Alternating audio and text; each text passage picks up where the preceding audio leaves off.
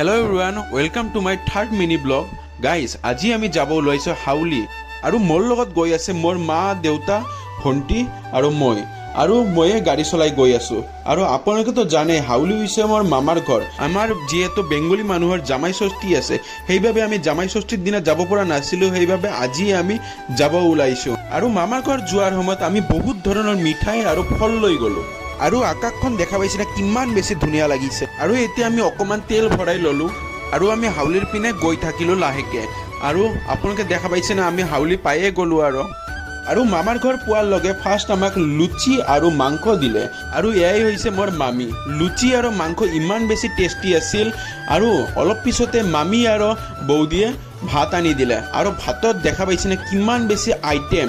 দেউতাক এতিয়া খাব দিছে, মানে দেউতা ভাবি আছে কি এদি কি খাম, তো ইমান বেছি আইটেম আছিল, তো বহুত বেছি ভাল লাগিছে আমাৰ খাই কেনে। তো ময়ো খালোঁ আৰু দেউতাও খালে আৰু আমাৰ যিমান মানুহ আছিল ঘৰৰ মানুহ সকলোৱে খালে একদম মজাকে, ইমান বেছি টেষ্টি আছিল। তাৰপিছত আমি খাই লৈ কেনে আমি ঘৰলৈ উভতি আহিলোঁ। আৰু আপোনালোকে যদি এনেকুৱা যদি ধুনীয়া যদি মিনি ব্লগ যদি চাব খোজে তেনেহ'লে মোৰ চেনেলটো ছাবস্ক্ৰাইব কৰি দিব। Thank U.